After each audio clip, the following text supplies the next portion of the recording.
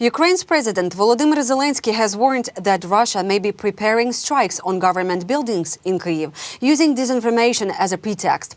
Speaking during an online briefing, Zelenskyy said Moscow's latest claim that Ukrainian drones allegedly targeted Putin's residence in Valdai is false and dangerously familiar. According to him, such narratives are often used by Russia to justify attacks on civilian and state targets in Ukraine. Zelenskyy linked the escalation to recent diplomatic developments, saying progress in talks with the United States is seen by the Kremlin as a failure. When there is no scandal between Ukraine and America, but instead movement forward, Russia reacts with pressure and threats, he said. The president added that Russia has used the same tactic before. In September, a similar wave of rhetoric was followed by a missile strike on a government building in Kyiv. Now, he warned, the signals are pointing again toward the capital. Ukrainians are less confident that joining NATO is a fast and realistic security guarantee. Not because NATO is no longer desired, but because the war is dragging on and signals from partners, especially the United States, have become unclear. According to a new survey by the Democratic Initiatives Foundation and the Razumkov Center, support for NATO as the best security option dropped from 55% to 38% in just 1 year. But this is not a turn away from the West. Ukrainians are not choosing isolation. They are seeking genuine, practical security guarantees. Support has grown for bilateral defense agreements with NATO countries, for neutrality but only with strong international guarantees, and even for relying solely on Ukraine's own military strength.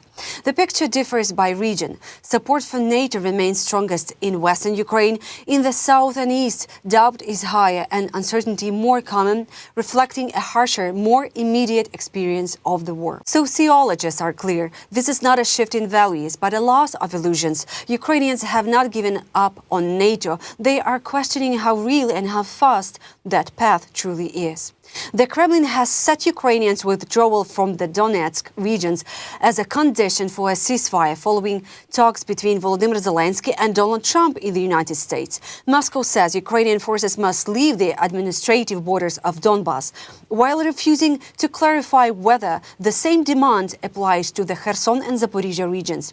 The Kremlin also declined to comment on proposals involving a free trade zone in Donbas or joint management of the Zaporizhia nuclear power plant.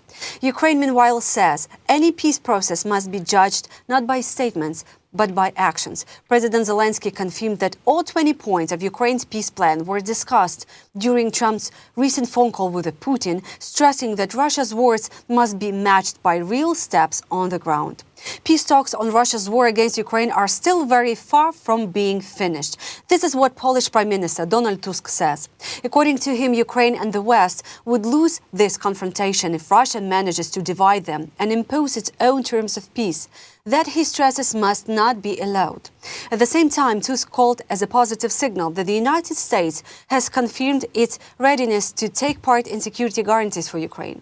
Earlier, President Volodymyr Zelenskyy said Ukraine would like long-term U.S. security guarantees for 30, 40 or even 50 years. Meanwhile, French President Emmanuel Macron announced that a meeting of a so-called coalition of the willing will take place in Paris in early January.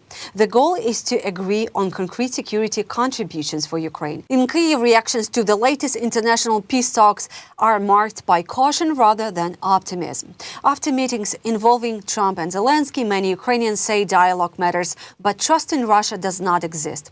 People here stress that any negotiations must reflect Ukraine's position as the victim of aggression, not reward Moscow with pauses or political gains. It seems to me that any meeting organized at an international level, with participation from European partners and from America, should lead to some results. All of us Ukrainians expect and hope for this. To judge anything, you have to look at history.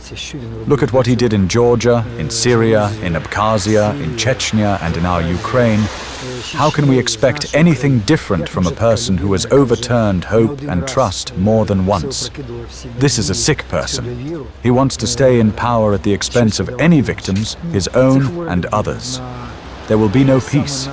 This person must be shown by force, precisely by force, that we have the right to exist, to our culture. and to our life. Russian dictator Putin once again presented propaganda as reality. Speaking to senior military officers, he claimed Russian troops were confidently advancing in Donetsk and Zaporizhia regions, while Ukrainian forces were allegedly retreating along the entire front line. Putin also declared the so-called liberation of Siversk and successful operation in Konstantinivka, saying this would pave the way for capturing Slovyansk, Kramatorsk, and the complete liberation of Donbas. These statements come amid ongoing heavy fighting and Russian attacks on Ukraine and stand in stark contrast to any real movement toward peace. The liberation of Donbas and Kherson regions is being carried out in stages, in accordance with the special military operation plan. Troops from the various groups are confidently advancing, breaking through enemy defenses. The drama theater in Russian-occupied Mariupol has reopened, the same building that Russia destroyed in an airstrike in March 2022. At the time, civilians were sheltering inside, hundreds of people, mostly women and children. The word "children" was written in large letters outside the theater, clearly visible from the air. Despite this, on March 16, 2022, a Russian aircraft dropped a bomb on the building. According to Ukrainian authorities and an Associated Press investigation, at least 600 civilians were killed. Russia denies responsibility, but the fact remains: the strike hit a theater full of civilians. It was one of the deadliest attacks on non-combatants during the full-scale invasion. Today, the lights are back on. The audience is seated. Russian actors speak about the new productions and future tours once, as they say, the war moves further away from the borders. But the war has not gone anywhere. It is simply being covered up. So it is the attempt to erase a crime and normalize the killing of civilians. Russia destroyed the theater with people inside and is now trying to turn a site of mass death into a functioning cultural venue. Some European countries are reluctant to send their troops to Ukraine because they fear escalation with Russia. That explanation comes from Mikhailo Podolyak, a senior advisor to President Volodymyr Zelenskyy, who spoke about ongoing discussions in Europe on post-war security guarantees for Ukraine.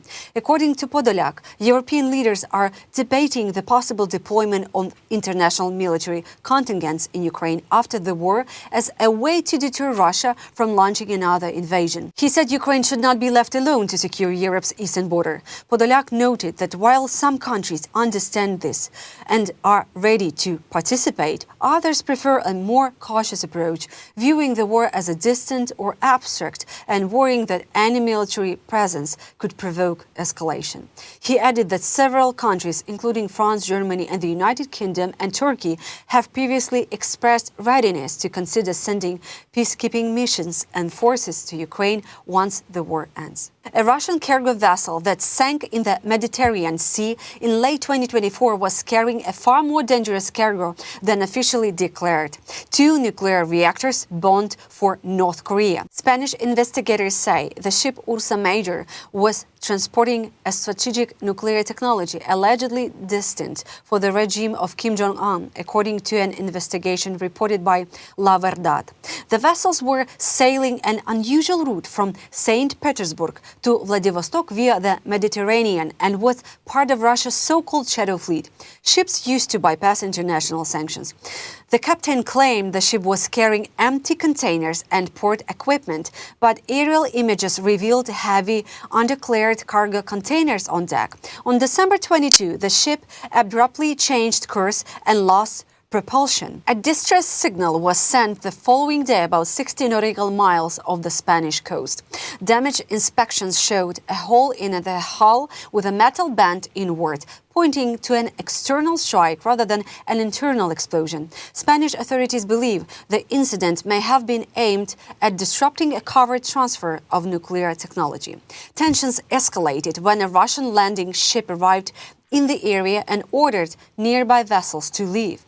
Shortly after, Ursa Major disappeared from the surface and sank to a depth of around 2,500 meters.